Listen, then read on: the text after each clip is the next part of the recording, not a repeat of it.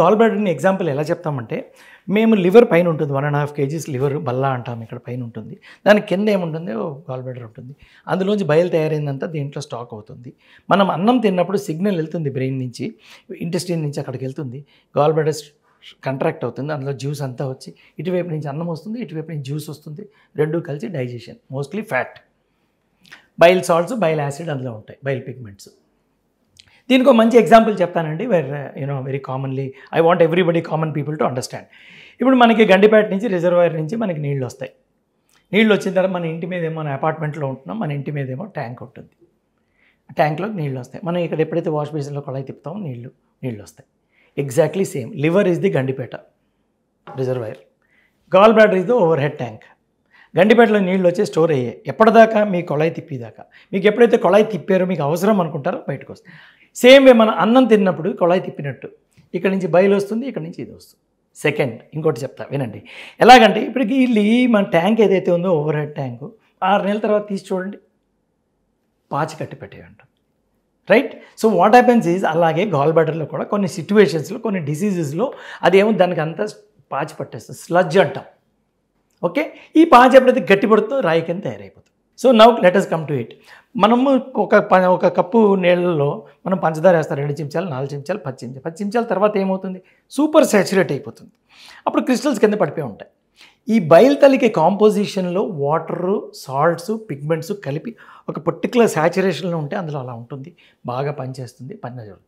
ఎప్పుడైతే దీంట్లో బయల్లో కాంపోజిషన్ మారిపోయి సాల్ట్స్ ఎక్కువ అవుతాయో అది కింద స్లడ్జ్ కింద సెటిల్ అవుతుంది. ఆ స్లడ్జ్ ఏమవుతుంది, స్టోన్స్ కింద ఫార్మ్ అవుతుంది. So this is the technique of formation most commonly.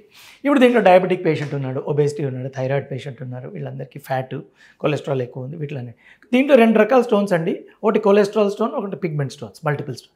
Cholesterol stone అంటే ఒక్కటే ఉంటుంది, రాముడు బాణంలో నేను ఒక్కతనే ఉంటుంది, పెద్దగా లార్జ్ ఉంటుంది, లైట్గా ఉంటుంది. కొలెస్ట్రాల్ తలకి సాచురేట్, సూపర్ సాచురేటెడ్ కొలెస్ట్రాల్ ఫుడ్లోను, మెటబాలిజంలోను, దీంట్లో ఒబేసిటీ, థైరాయిడ్, కార్డియాక్ డిసీజెస్, వీటిలన్నింటి నుంచి.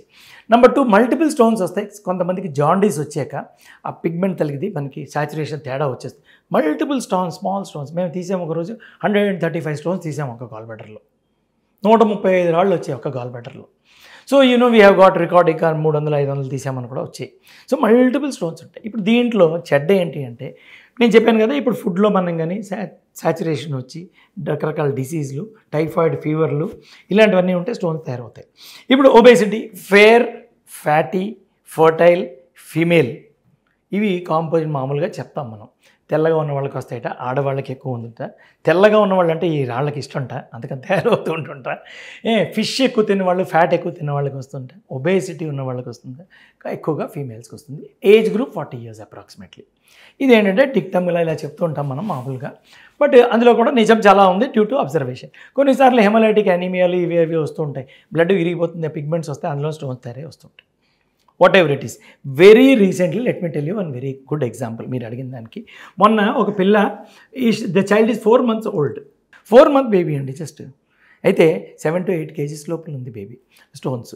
అయితే ఇప్పుడు దీనికి ఏం చేసామంటే, జస్ట్ ఇలా ఓపెన్ చేసామండి, ఇలా తీసాం, గాల్ బ్లాడర్ బయటకు వచ్చింది, ఫండస్ టు నెక్ వేసాం, క్లాంప్ చేసాం, స్టోన్స్ లోపల ఇలా చూసాం, క్లోజ్ చేసి బయటకు వచ్చింది. The whole surgery went into 16 minutesలో అయింది. I'm applying for a world record, paediatric gall bladder surgery 16 minutesలో ఎవరైనా చేస్తారా అని I'm applying for a world record of that, whatever it is. అయితే ఇలాగ చిన్నపిల్లల్లో కూడా వస్తాయన్నమాట. ఇది డిఫెక్ట్, బర్త్ డిఫెక్ట్, అందులో అక్కడ కడుపులో ఉండగానే తయారైపోయింది. నెక్స్ట్, ఇప్పుడు గాల్ బ్లాడర్ తలకి సిమ్టమ్స్ ఏమిటి? పెయిన్ ఉంటుందండి కడుపులోను, వామిటింగ్ ఉంటుందండి. నెంబర్ 3 గ్యాస్ డిస్టెన్షన్ ఉంటుందండి, పెయిన్, వామిటింగ్. కొన్నిసార్లు ఇన్ఫెక్షన్ ఎక్కువ వచ్చేసి చలి, జ్వరం ఉంటుందండి. కొన్నిసార్లు జాండీస్ వచ్చేస్తుంది ఈ స్టోన్స్ అబ్స్ట్రక్ట్ అయితే. So these are the different symptoms. చాలామందికి స్టోన్ ఇక్కడ ఉంది, స్కానింగ్ చేసామంటే సింపుల్ టూల్, 1000 రూపాయలు స్కానింగ్ చేశారంటే రాళ్ళు కనపడిపోతాయి. ఎంటీ స్టమక్లో వెళ్ళాలి. ఓకే, అయితే ఇప్పుడు దీనికి ఏంటి, సైలెంట్ గాల్ స్టోన్స్ మీన్స్ ఏంటి అంటే, ఏ సిమ్టమ్స్ లేకుండా గాల్ బ్లాడర్ స్టోన్స్ ఉంటాయి, ఉంటే వాళ్ళు మనకి ఏం చేయక్కర్లే. సో సైలెంట్ గాల్ స్టోన్స్ ఉంటే మనం అబ్జర్వేషన్, మాస్టర్లీ ఇన్యాక్టివిటీ, క్లోజ్ అబ్జర్వేషన్, ఈ రెండే మనకి ఇంపార్టెంట్. ఇన్యాక్టివిటీ. సెకండ్, పెయిన్స్ వచ్చే గాల్. ప్రెగ్నెన్సీ తర్వాత కొంతమంది, చాలామందికి during pregnancy, after pregnancy stones ఉంటాయి, వెరీ కామన్. హార్మోనల్ ఇంబ్యాలెన్స్ వస్తుంది, దానివల్ల వస్తాయి. సో ఇలాంటి వాళ్ళు ఉన్నారంటే మనం ఇదివరకు ఓపెన్ చేసేవాళ్ళం ఉండి, ల్యాప్రోస్కోపీ ఈరాలో ల్యాప్రోస్కోప్ పోర్ట్ ఒకటి వేస్తాం, దీంట్లో కనపడుతూ ఉంటుంది, టీవీలో చూస్తాం, 2 క్లిప్స్ వేసుకుంటాం, క్లిప్లు వేస్తాం, కట్ చేసి బయటికి తీసేస్తాం. It's a very simple technique and yeah it is a difficult, కొంచెం ఎక్స్పీరియన్స్ వచ్చిందంటే బాగా చేయగలరు. The result is out standing. Below 24 hours the patient can go home. 24 గంటలు ఇంటికి వెళ్ళిపోతారు, సిమ్టమ్స్ అన్నీ ఫ్రీ.